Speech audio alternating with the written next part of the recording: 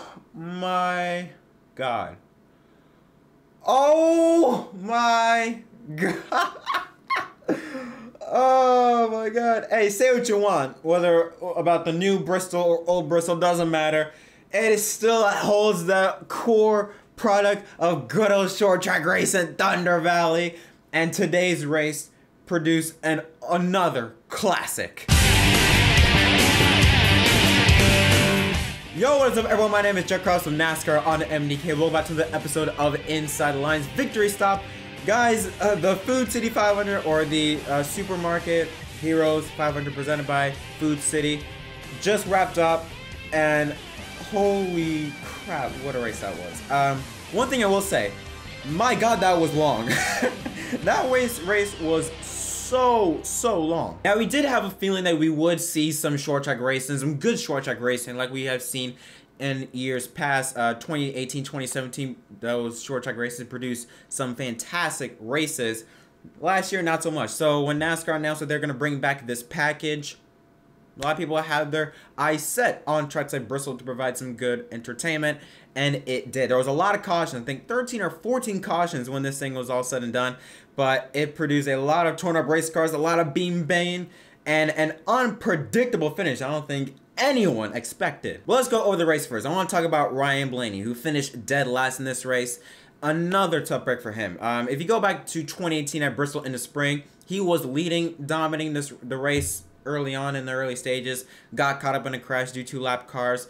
And while the same thing happened, but not exactly. Again, I believe he was either leading or running in the top three, loses it off of turn 2, and then Ty Dillon just slams to the front of his race car, killing his day. And that sucked because Blaney, again, he had a really good car. At first, the narrative was going to be Blaney and maybe Chase Elliott or Blaney and Keselowski, because Blaney was really one of those top cars leading the field in the early stages. But it was Chase Elliott that once again had a really good car. Won stage 1 and stage 2. And he would have a very eventful stage 3. In fact, the entire stage 3 was really fun to watch. Classic Bristol, at least new Bristol in my opinion.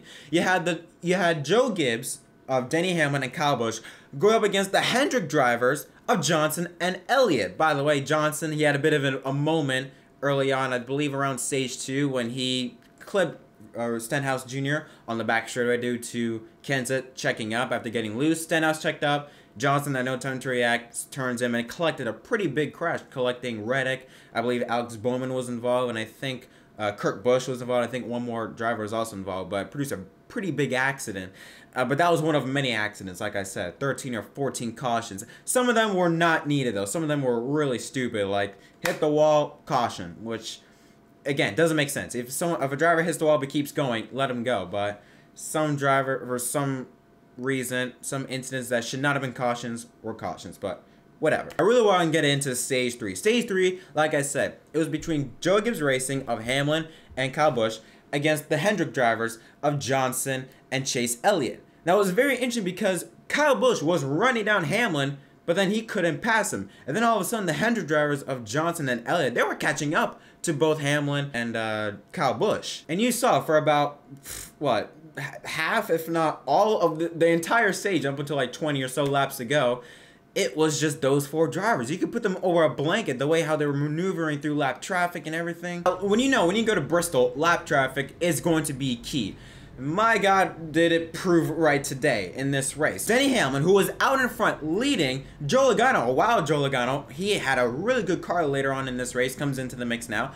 Off of turn 2, Hamlin gets loose, and that allows Joey Logano and Chase Elliott to go through in the middle with BJ McLeod underneath. Well, when that happened, Chase Elliott then gets underneath Logano, slides up into Logano, and hits Logano, pushes him into the wall. Because of that, Hamlin gets loose and spins right in front of BJ McLeod, and that brought out the caution. All of a sudden, you had Hamlin out of the mix, and now here comes a new driver, Brad Keselowski. Now, Keselowski, he had a car. He had a good car, specifically in the early stages of stage 1, but he didn't have a race-winning car, I felt like. He had a top 5 car, but somehow he's back in the mix in the top 5. And then the final caution came, I believe, when Eric Almirola cut a tire and spun Martrex Jr. I believe that brought out the last caution. I'm not sure exactly. I'm not sure really about anything because, again, so much stuff happened in this race. It was long, but it was worth it. And so then let's just get to the good part. So with 2 laps to go, Chase Elliott is side by side with Logano. Elliott gets a bit loose off of turn 2 and then hits Joey Logano on the left rear. I don't know if that caused Elliott to maybe cut a tire or what, but then entering turn 3, Elliott looks like he just dived on the corner, loses it, and both him and Logano just slam to the outside wall, taking them both out of the race. Then out of nowhere, Keselowski comes by with Bowyer and Johnson. Now they're in the mix to win the race, but ultimately Bowyer was too far back behind Brad Keselowski to put up a fight, and Keselowski go on to win the Food City 500, or his second race of the season, his second win in 3 races. Now this is weird because we were talking about Brad Keselowski, you know, him not having the dominant car at Penske. Some people even say the third, you know, the worst out of the Penske bunch. And now all of a sudden he's having a great season, 2 wins in 3 races. Life can be better right now for Brad Keselowski. Now Logano and Chase Elliott had a confrontation, not a physical confrontation, but they did have an altercation, just about talking, which I was surprised because I expected Logano to flip, which, I mean, if you were Logano and he flipped out on Chase Elliott, I can't blame him because, I mean, I would have done some damage to Chase Elliott if I was Logano because, I mean, he wrecked him. I mean, there's no point about him. He wrecked him, you know. And you have to understand, Logano was already not on Chase's. And you have to understand already, Chase was already not on Logano's good side when that previous caution came out involving Hamlin, where Elliott went down low and slid up and put Logano on the wall. So they were already having issues, and then Elliott does that, and it just blew over. A couple of notable drivers to talk about here. Austin Dillon, another great run from him in 6th place. Austin Dillon has put up some pretty good numbers as of late since NASCAR returned at Darlington 10 or 12 weeks ago. Christopher Bell, great run for him, was in the top 5 in stage 3. Really surprising to see him it looks like he's starting to understand how to drive the 95 car. It looked like at the start of the season he was struggling heavily in the mid-30s, and now it looks like these past 2 or 3 races he's starting to come to form. Hopefully he might gain some momentum heading on to the next race. Oh, Wallace. Hey, my boy Bubba Wallace with a top 10 finish. Greatly deserved for that number 43 team, especially after what happened on Thursday when he had a top 10 finish. It looked like to be a top 10, top 8 finish at Charlotte until a hub failure came, and that ended his day. Good run for that team, a much needed run for that team, knowing the financial state that they're in. Good run for him. John Hunter Nemechek. Now, John Hunter Nemechek, he had a good car. Top 8, top 6 car. Still continues to outperform in the car he's in with front row. Putting in the top 10. Putting in some really good numbers. He had an issue. I believe it was a wire plug or wire issue with the car.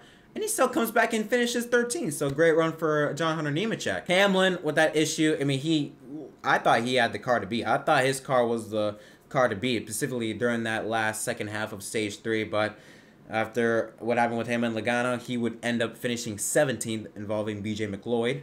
It was just, again, what a race. It was a long race. Like, it felt like a long race. It was 3 hours and 23 minutes. That's how long the race was. It felt like 4 to 5 hours. But, hey, again, fantastic race. And another reason why we need more short tracks in 2021. And I think it's another reason why we need to maybe either A, put the race at 1 p.m. or B, shorten the race length, because it was starting to get a bit ridiculous, specifically with those cautions coming around in the first 2 stages. It was just, again, ridiculous, but ultimately it was worth it. Congratulations to Brad Keselowski. He wins for the 2nd time in 2020, his 2nd win in 3 races. Fantastic race that was. I enjoyed it. I don't know what rating to give. I'll give it an A+. Give it an A. Give it an A. Best race, I think, of the season. It was a great race, but hey, that's done for me. It was a great distraction. It was a great thing to sit back and enjoy after all the hell, really, that has happened in our country this week. Great to have just a fantastic NASCAR race, just to be able to get our head away from the things that are going on in the country and just enjoy good old short track racing at Thunder Valley. It was pretty fun to watch. But that's enough for me. What are your guys' thoughts on this race? Tell me in the comment section down below. What are your guys' thoughts on this? But until next time, my name is Jack Cross from NASCAR on MDK, and I'll see you guys in the next video.